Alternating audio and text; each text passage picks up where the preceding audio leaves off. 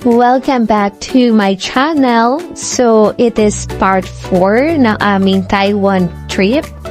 And as you can see, ayan, papunta na po kami 7-Eleven. So, yan ang bububuhay sa amin para sa aming almusal. Ayan kami, ready na kami sa next adventure. Sa pagtawid dito sa Taiwan, talagang disiplinado ang mga tao. Kung tigil ang mga sasakyan, tigil din sila habang may tumatawid. So, very disciplined ang mga tao at safe na tumawid talaga. Punta na kaming 7-Eleven to buy our breakfast. So, ayan, nasa sasakyan na naman kami dahil na 8 o'clock ang oras ng tour. So, dito na kami nag-take ng aming breakfast. Ito, iba yung aming driver, si Sam. So, hello Sam. So, ayan, may mga tubig pa rin na provided. At medyo mainit lang yung aircon sa likod kaya may electric fan. At itong van na to, as you can see, ayan, okay ang leg space namin. Hindi naman talagang saksakan yung tuhod namin doon sa unahan. At may space pa sa likod. So, ayan, pabiyahe na kami. Ang aking mother ay nasa second at ang aking bunsong kapatid ay nasa unahan. Chikahan lang sila ni Sam, yung tour guide. So, yung tour guide namin ay galing Pilipinas. So, marunong siya magtagalog. Pero, makikita mo pa rin na talagang hindi pa rin siya ganun fluent in Tagalog. But still, diba, marunong siya magtagalog. Ito, andun na kami sa aming first destination na ulan. Madulas ang kalsada pero buti na lang din at hindi kami bibili ng kapote kasi ang pangit sa picture. Ayan yung mga murang bilihan daw ng mga pasalubong. Pero dahil nga hindi maganda ang weather, so hindi na namin nasulit yung bilihan ng pasalubong. So, ayan, may mga payong naman din na pahiram yung aming tour guide. Papunta na kami sa loob. Okay na rin yung entrance fee. Ito yung pinaka parang bilihan ng ticket nila. Yan. Welcome to Yellow Geo Park. So, medyo may pagkalakihan din siya. Yan yung umpisa. May mga replica ng mga stones. So, yan. Lakad-lakad lang. Ingat lang kasi nga madulas ang kalsada. Medyo malayo-layo pa yan. So, marami na mga picture spots here pa lang sa entrance. So, ayan yung mapa na pupuntahan natin. So, di naman din siya sobrang layo. No? Ang maganda lang din ng Mulan is, hindi rin hindi ganun katarik yung araw. Buti dumaan lang din talaga yung ulan. Ito, babaybay na kami sa aming destination. Ambon-ambon na lang yan ng mga oras na yan. Yan, kita nyo naman, may mga nakakapote pa kasi nung mga unang oras is sobrang lakas nga ng ulan. Kita naman sa kalsada. So, ayan, ang aking loving parents, sinusabayan po nang sila sa kanilang paglakad. Tamang lakad lang at baka mapagod agad kasi umpisa pa lang ng biyahe. Ayan, actually, ang ganda ng lugar na to, no, napaka parang artificial yung stones kasi sobrang ganda ng paghugis, mamaya makikita nyo. And then may coastline din, may mga dagat. Ayan, may mga design din yung kanilang flooring. And may mga spots dito na pwede kang kumuha ng mga IG-worthy na picture spots. So, ito, papunta na kami sa aming destination. Ayan, lakad-lakad lang. Medyo mahaba rin yung unang lakad, no, bago ka makapunta sa pinaka-main attraction. So, ayan, yun yung parang buhana pa lang. Yan yung pupuntahan natin, yung Queen's Head. And then, marami kasing imagination sa kada stones, no? May mga nakasulat naman dyan sa harapan ng stones. So, ayan, nag-picture na mga persons. Ayan, kita niyo naman ang ganda, mahangin yan, no? Pag nagpayong kayo, talagang tatangayin yung payong pabaliktad. So, nag-picture-picture lang kami sa area to as a family. Ayan, marami ring mga Pinoy kaming nakikita dito. At, ayan, nagpicture-picture na sila dyan. So, sa first area is, ito, may buka na lang yan. Bali, ang daming parang muwang kabute na mga stones. So, may mga nakalagay dyan na danger line na hindi kaya pwedeng sumagat doon. Ayan, ingat lang na sa mga seniors at baka magdulas. So, pinapakita ko lang dito yung iba pang areas ng Geopark. Okay. Ayan, para talaga mga kabute. Ang asawa ko talaga, kailangan niya talaga ng kanyang skin, kaya nakapayong pa rin siya. So, ayan siya. Diba ang pino ng kalsada, ang kinis, hindi siya maputik. Ayan, kaya parang akala ko artificial siya. Actually, hindi ko alam ang history nito. Basta natutuwa lang kung ganda lang sa picture. Yan. Ayan, ang daming mga turista nagpipicture dito. Ayan, pati ka pa magbabay pataas. Para ka ng slight mag-trekking. Ayan. So, kung magandang imagination mo, makaka-figure ka ng mga images sa mga stones na yan. So, ito aafit pa kami para makita namin kung ano pa yung merong view sa taas. So, may dagat pa dyan. Ay, magtatry kami mag-picture. Pinapakita ko sa inyo kung ano yung view from top. Ayan. Ang ganda, diba? Ito yung sinasabi ko sa yung danger line. So, mahangin siya, kaya ingat-ingat sa mga may tripod at baka masira ang mga cellphone. At medyo madulas din yung kalsada. Kalsada, yung road niya. Ito, maaraw na yan. Papunta naman kami dun sa Queen's Head na sinasabi nila na lumit na dayuleeg. Kaya na ang aking nanay ay pagod agad. Ito na. So, pinilit ko sila maglakad at kasi sayang naman yung dapat puntahan namin. Ayan, lakad-lakad lang ginawa ng tupod ang kanyang payong. Actually, may makikita rin kaya mga Jutanders na nag-walk tape. So, you know, walking is good for our heart as exercise. Ayan, ang ganda no? Paligid no? Nung mga stone formation. And then sa side niya may magandang aliwalas na dagat na malinis, no? Wala siyang mga basura kang makikita. So, I don't know actually kung ano ba ito mga to, kung galing ba ito sa vulkan or what. So, search na lang sa Google, basta pinapakita ko na kung kaya pupunta rito. Ito yung mga makikita nyo na iba't ibang hugis na kulay. Brown na malinis na walang basura, which is napaka-laking tulong talaga. Ayan, yan, picture spot din yung bilog na yan. May translation naman din yung mga pictures na yan. Tiyatamad lang ako magbasa. So, ito na, malapit na tayo sa Queen's Head. Bago ka makapunta sa Queen's Head, bonggang pila para lang makipagpa-picture ka doon. So, ito, pipila tayo kasi nga, again, minsan na lang tayong nandito sa lugar na ito. Pwede ka rin dito mag-picture. Ayan, kasi nga greenery. May farm yung lugar. So, every spot is IG worthy. Yun yung pila na medyo may kahabaan. Worth lang pumila. Worth naman kasi at least, diba, bago man lang matuluyan yung Queen's Head, nakapagpa-picture tayo. So, eto na po. Kita niyo po kaya marami rin po mga turista na nagpipicture-picture dyan. Nakakalungkot lang din kasi nung turn na namin, ang daming nag-pass by dun sa taas. Mga pasaway. So, eto. Yan po yung pila bago ka makarating sa Queen's Head. And then, makapagpa-picture. So, ayan. Dahil mainit, kailangan ng payong bago ka makapunta sa iyong destination. So, konti na lang. Ayan po yung Queen's Head.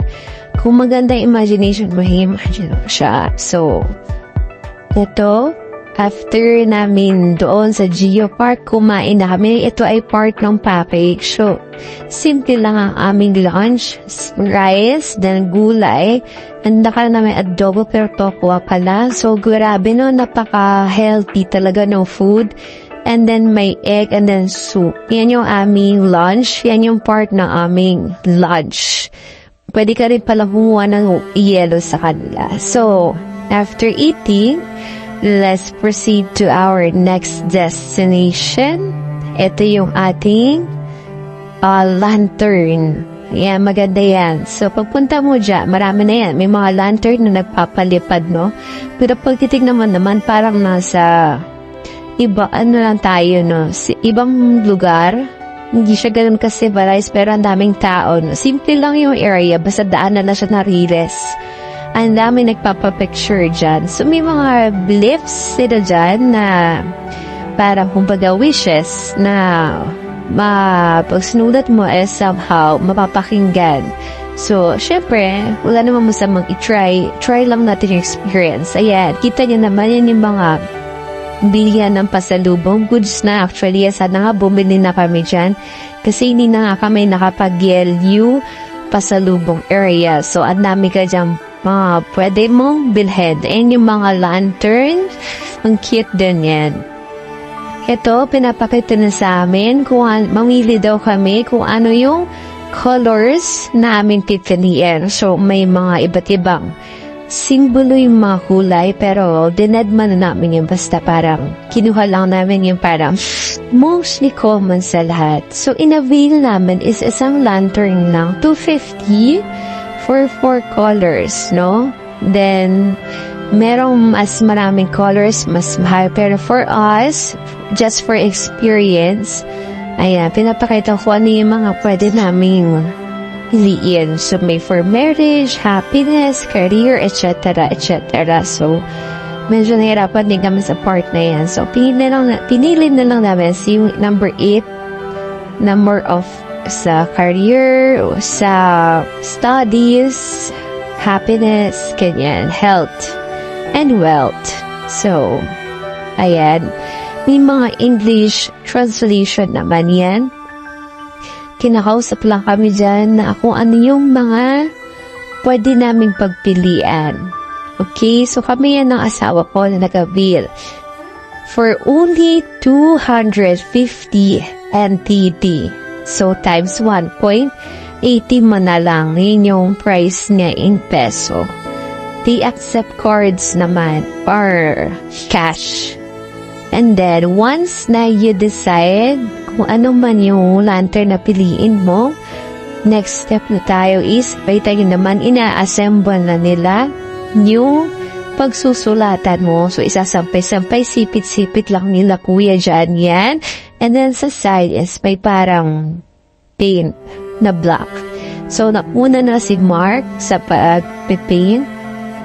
Ayan, ingat lang din po kasi nga po, lalo pag sapatos na medyo may hirapan magtanggal kasi napaka-tinted talaga no paint nila.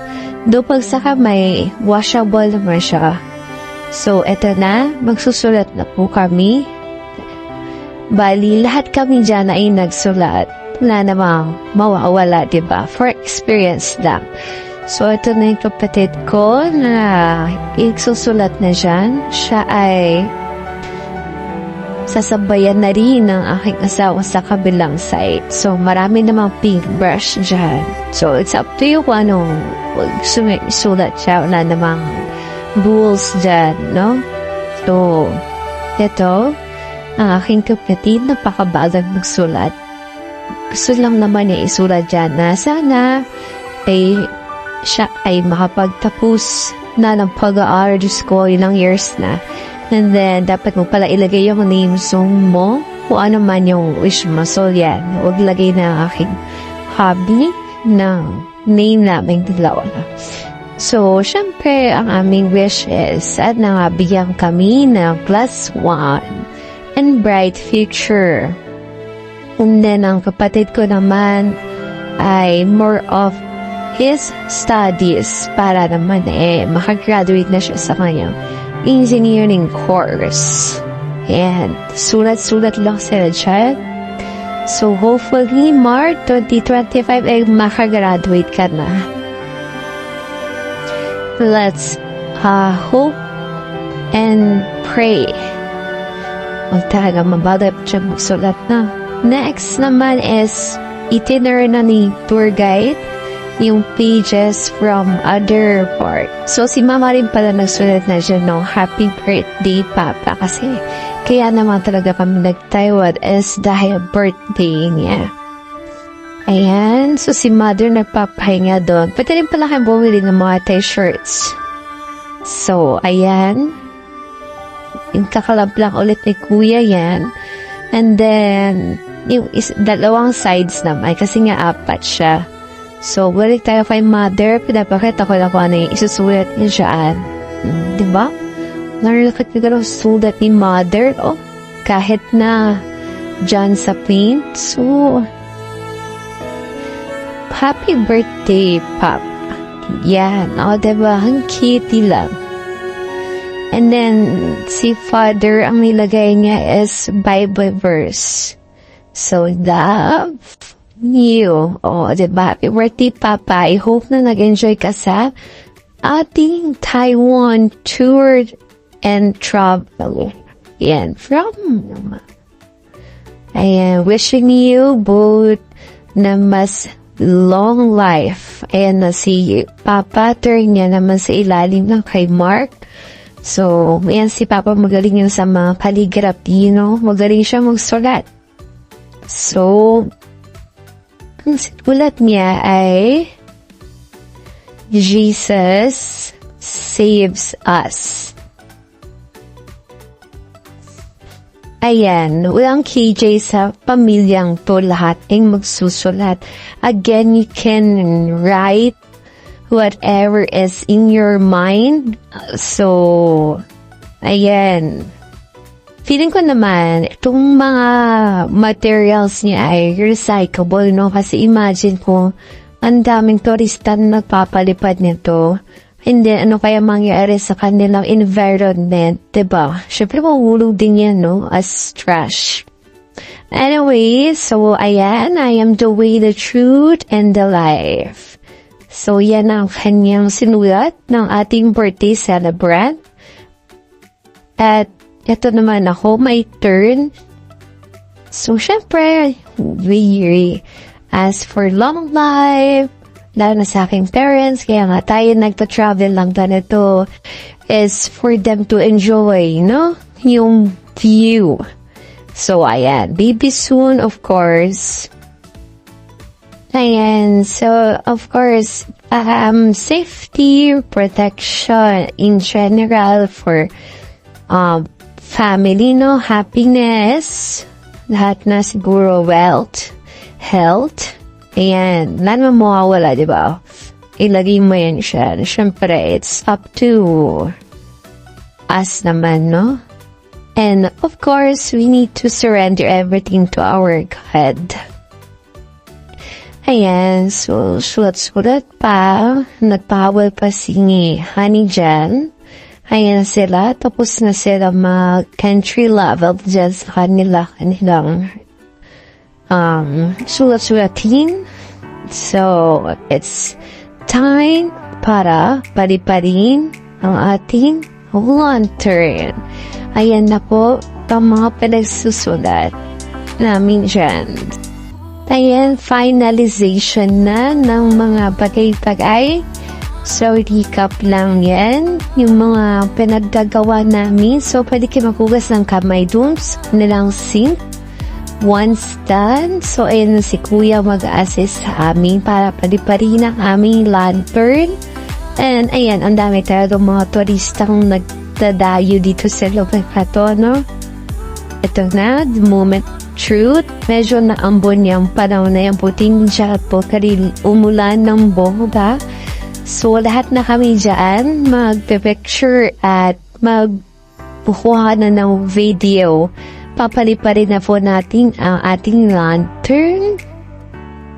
Ayan. So, sarili sa ating area for video and picture. So, Ayan na si Kuya, napaka-witty, silly, at nakakatuwa siya dyan. No? Nakakalungkot lang, kaya wala kayo naririnig na sisira yung aking mic ng aking DJI. So, eto na po, papalipat na po ng lantern. Week po natin. So, nagdedirect dyan si Kuya kung ano yung ginawa. Nag-picture taking na rin yan. So, ayan na. Papaliparin na. Yay! Bye-bye, lantern. So, enjoy naman yung experience namin. Ang bilis ay yeah. Enjoy naman ang aking parents. So, ayan yung summary. If you want to appeal, is reference. Okay. Next naman is ito, papunta na kami ng Chifen Falls. So, ayan, inaayos ko lang yung cellphone. Gawa ng magpe-picture sila parents. Ayan. Pinapaayos nila. So, etong lugar na to medyo pababa siya, no? Kaya kailangan alalayan natin ang ating mga senior parents, mga seniores. So, yeah, kita nyo ang dami para yung mga jutanders. Ayan yung prutas na binibenta nila.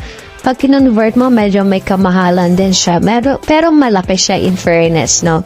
So, may pagka-trekking kung lugar na to bago ka marating sa Chifen Falls. But, maayos naman yung road. Ayan, as you can see, talagang may patag, may mga semento, may mga hagdanan. Hindi siya yung lupa na mahirapan ka mag-trekking.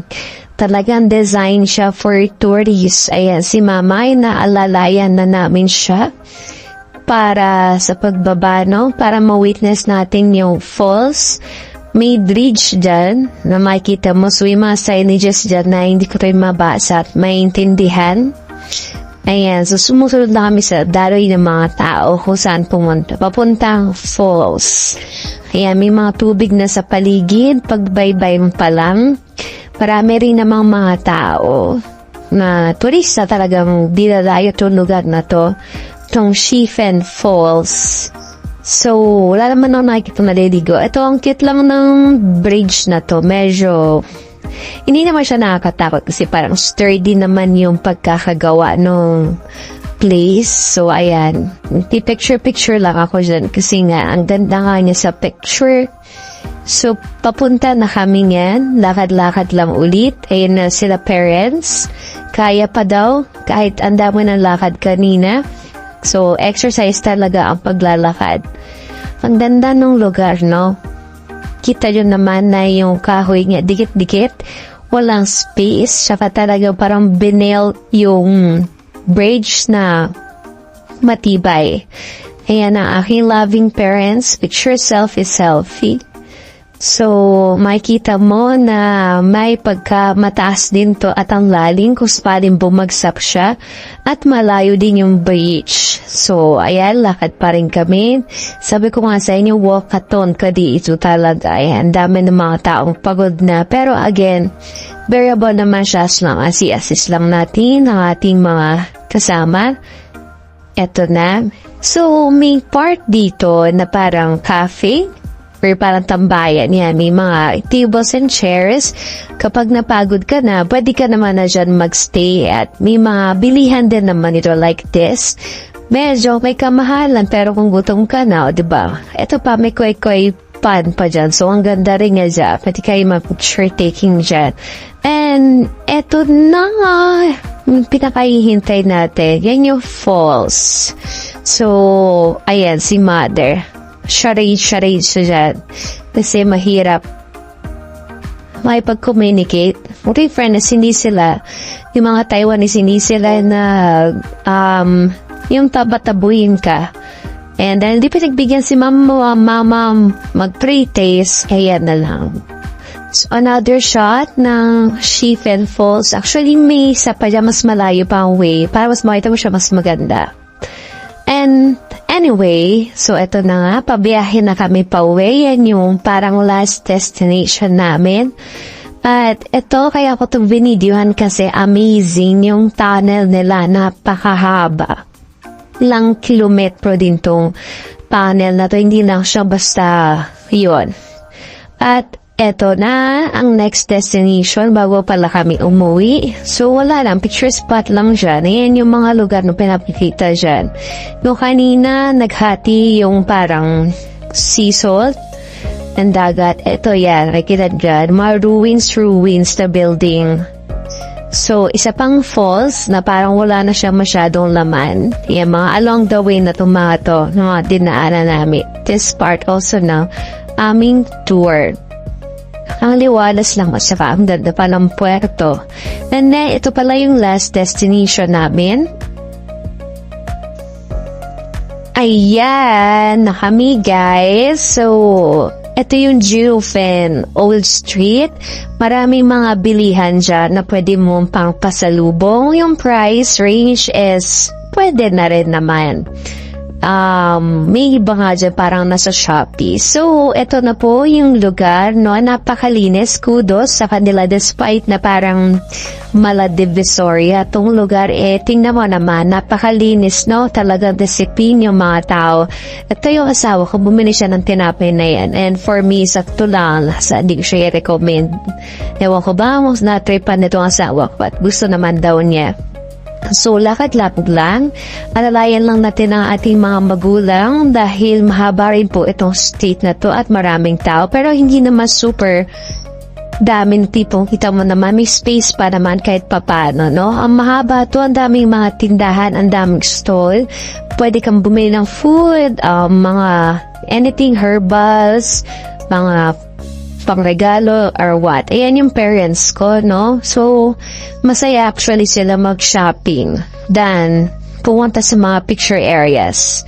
So, ang daming cute stuff dyan na pwede mong iuwi. Ito, asawa ko, sabi niya masarap pero pinapamigay niya na sa akin. Hindi niya nagustuhan yung lasa. Asawa, talaga bili-bili pa. Anyway, ang ganda lang ng lugar, no? Actually, pwede ka rin mag-picture-picture dyan. Yan yung mga parang Japan style na Korean style. May pa-lantern pa. Actually, may iba dyan na parang magtatawag ng Pinoy, no? Alam nila pag Pinoy ito. Anyway, so may mga keychains, mga pang-travel souvenir, marami pa yan. Name it, no? So may mga foods, perfume, mga anything na aside from food, may clothes din. May mga wine, herbal, medicines, at masarap din pala dito yung milk tea. So, may pagka-similar siya sa Rauhe, no? Ang difference ng is talaga may store na sila dyan. So, ito yung parang pinupuntahan ng mga tao. May parang sides, sa ba't ng dulo, and then bababa ka sa kabilang side. And then, yun yung picture spot. Baba ka lang dyan, then antayin mo lang maubos ng tao dun sa kabilang side, andun yung parang picture area, dun sa area na yun. Basta may parang isa daw na anime na ginayahan yung tema na yun, kaya maganda siya for picture taking. So, tsagain mo na lang din mag-antay at sumingit para maging maganda yung spot mo. Ayan, so yung tunnel na yan, wala lang yan. Daanan na din yan sa ibang destino. So, ayan, sinaga talaga namin yan. And, pagod kami, bumalik na kami, bumili lang kami ng Shaolong Bowl, ayan yung asawa ko. At along the way, meron na kaming nakitang cat cafe. Ang taba ng pusa, no? Cutie lang. Ayan. So, syempre, mukhang mahal kaya din namin pumasok. At eto na, ayan, to wrap up our day, we ate our dinner here in Sukiyaki. Yan yung mga foods. Yan. Masarap naman siya at kudos dun sa kanilang waitress na talagang siya lahat kahit mag-isa na siya walang reklamo. Ang bilis pa niya. Swerte ng boss sa kanya. No? Siya taga-palit ng orders, taga-singil, taga-linis, taga-likpet. Siya lang, taga-prepare pa ka ng food diba? Taga-assist pa kung saan may vacant seats. So yeah, masarap din naman dito. I-recommend ko rin naman ito sa inyo. Medyo affordable naman. So, yun lang. And that's it. Thank you for watching. See you on my next vlog.